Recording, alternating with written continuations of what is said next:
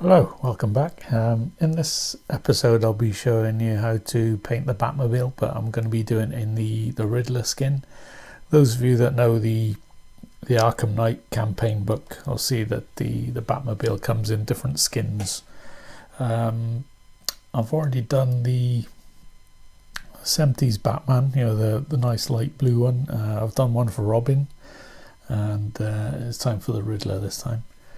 I don't know if you know this kit or not, but it's available through Night Models on the Legends section. It's a nice resin kit. I know it's quite expensive, but I really like it. So I managed to buy a few at last year's Salute. It's like a games convention in London. Yeah, I managed to pick up a couple there, so I'm working my way through all the different skins at the moment. So yeah, we shall crack on. Okay, so what I've got here is the Batmobile. It's almost fully assembled now. I'm keeping it separate because it's easier to paint. So we got that part. Obviously you can see where the wheels go. The main body. And the other side as well then. I do the wheels separately. In fact, I haven't even undercoated the wheels yet. I'll do them later on because they're quite easy to do. I only decided at the last minute that I'm going to be using the gun turret, so I haven't primed that bit yet. But that part sits in there, and then the gun is like a turret on the top, and the canopy, you know, like the cockpit canopy. I haven't done that one either yet, but they're easy to do later on. So it's base coated or primed in black. I just use a standard car primer from Halfords.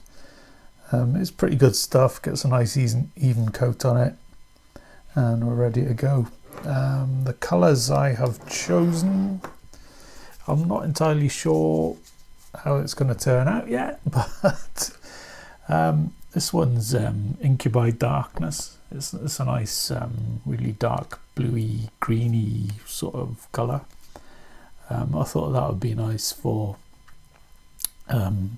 just going up on top of the black, and it'll start, you know, stay quite dark, and then I'll do a 50-50 mix of these two. That is, it's another GW colour, Cabalite green. Yeah, so I'll do a 50-50 mix of them. I'll do like zenithal priming, so I've already got the black, so I'll be going in at about a 45-degree angle with, you know, just the Incubi Darkness, and then from directly above I'll be using a 50-50 mix of these, and then for the glyphs and the, you know, the question mark signs, I'm using this. It's a really light kind of toxic-y kind of green. From P3, Necrotite green. So I'll probably have to do all that freehand, but we'll see how we get on anyway. Right, so I'll crack on with the first coat. So I'm going to start with the side of the vehicle. I'm going to hold it here so you can see, and I'll have the airbrush pointing down at about 45 degrees. I'm just going to test it first, see how it's coming through. Yeah, that's good.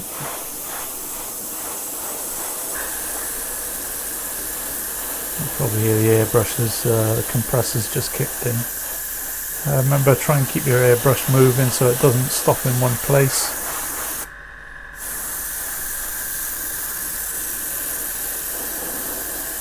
Directly overhead as well, try and catch everything.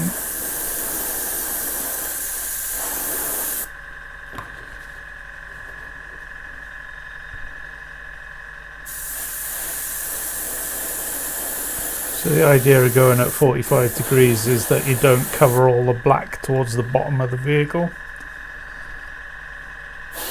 You should get a nice transition.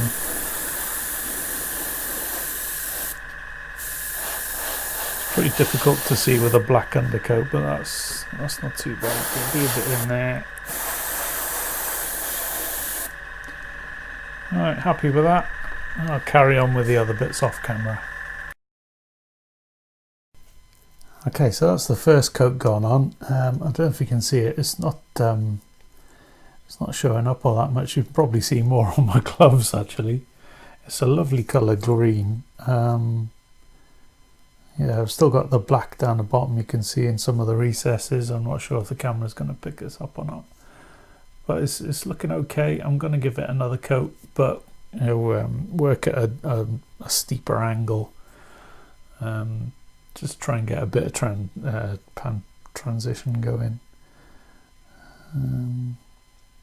I don't know if you've seen the airbrushing tutorial that I did earlier, but I'll quickly go through how I get the paint and the airbrush. What I use is a air flow improver from Vallejo. I'll put about 4 drops in there. Grab your paint.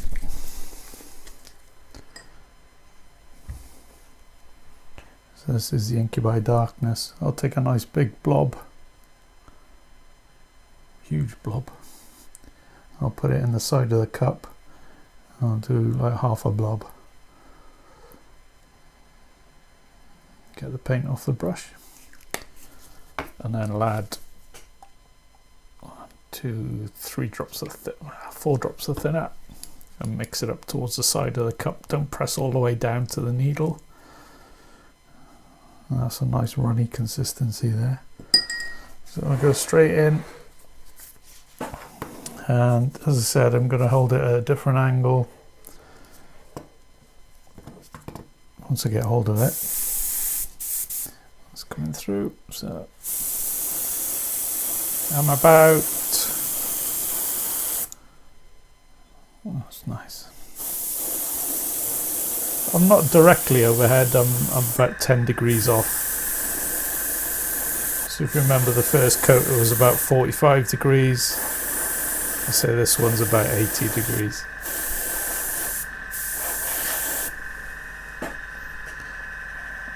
I'm loving this colour. Okay, I'll carry on with the rest off camera. So now moving on to the next step now. So that's it wasn't quite 50-50 of the Incubi Darkness and the green. I've gone about 70-30 in favour of the Incubi Darkness, and I'm going to be pretty much coming from overhead.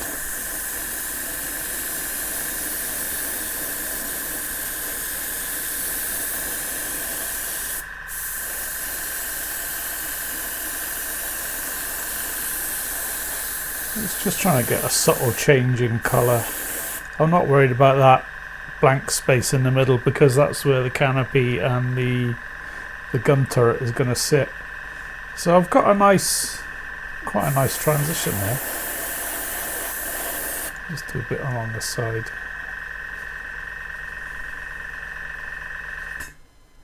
And I'll carry on with the other parts off camera.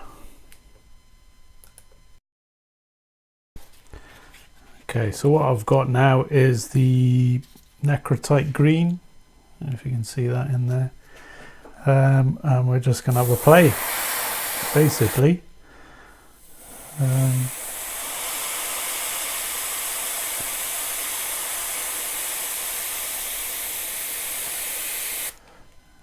try and get some question marks going.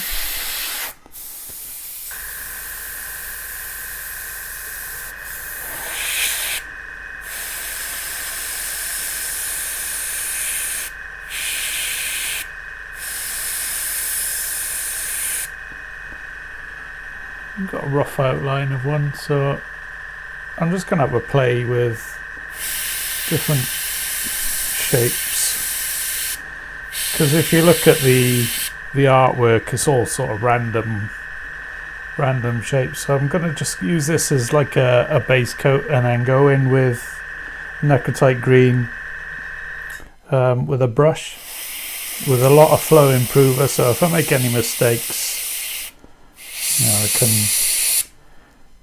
just get rid of it and start again. So that's where we're at. We've got a nice little question mark there outlined, so if I go in now inside that area with really thin necrotite green, it should come up quite nicely. So I'm going to get the necrotite green on my brush. I'm using it straight out of the airbrush cup. I haven't bothered doing anything else to it. It's still nice and thin. And what I'm going to do, I'm going to keep inside of where I've already been with the airbrush to try and get a glow-in effect. So I've got a bit of a circle there. I'll come round.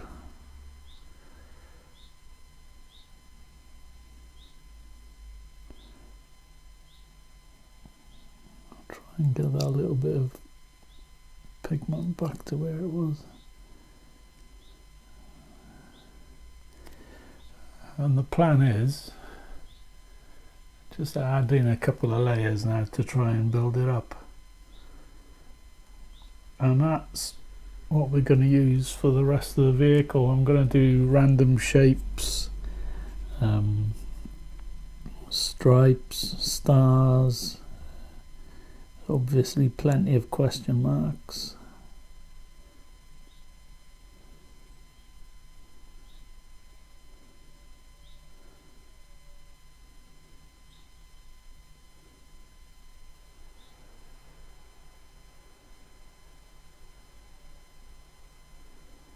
And we'll see how it turns out.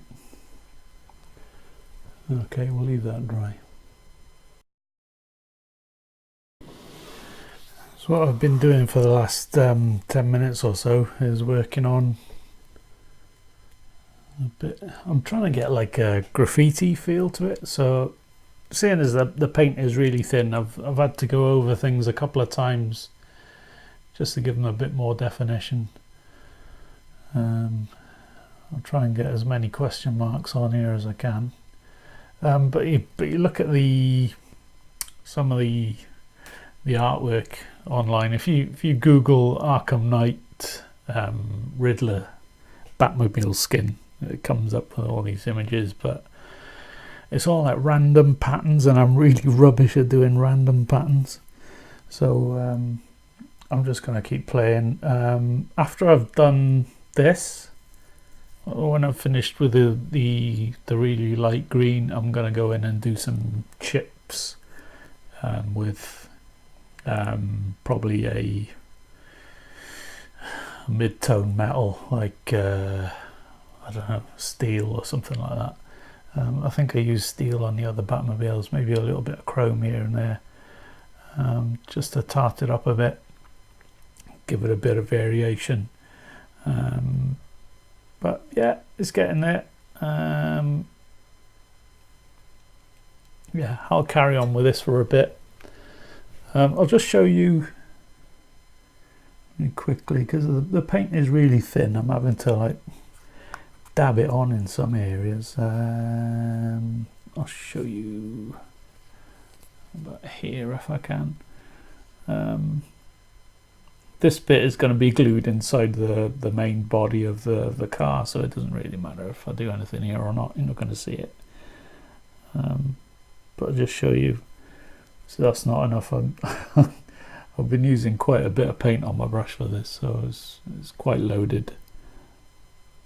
And I'm like dabbing it on just to pool it.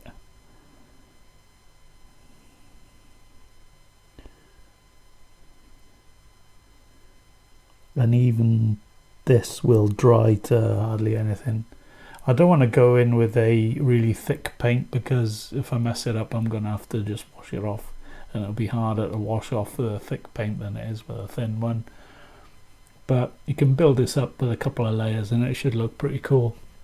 So I'll come back when I start the chipping.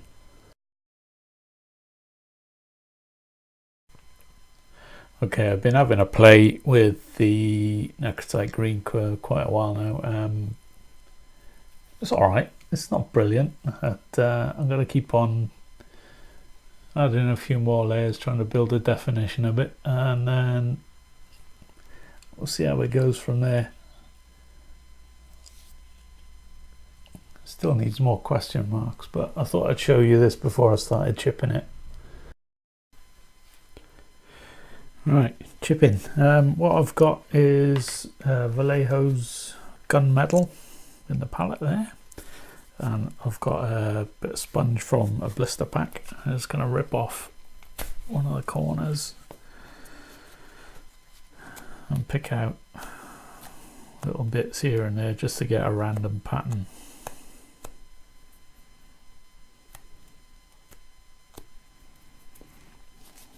Dip it in your paint like so. Get rid of the excess, and then I'm just gonna basically stipple it onto the side of the vehicle just to give it the odd chip and scratch.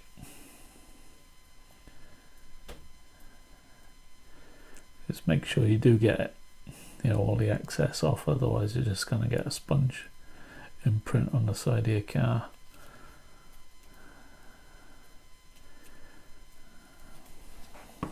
That's that one done. Just keep it random. Work towards all the edges really.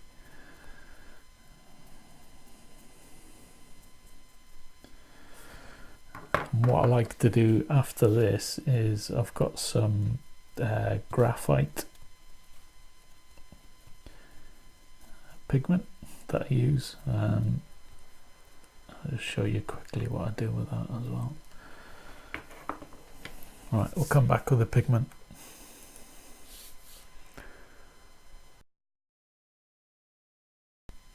Right, so I've got some pigment. It's graphite, and basically dip your finger in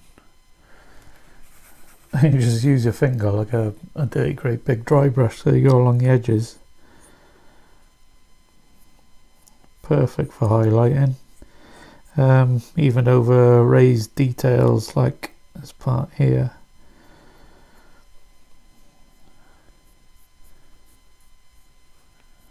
Even the edge here.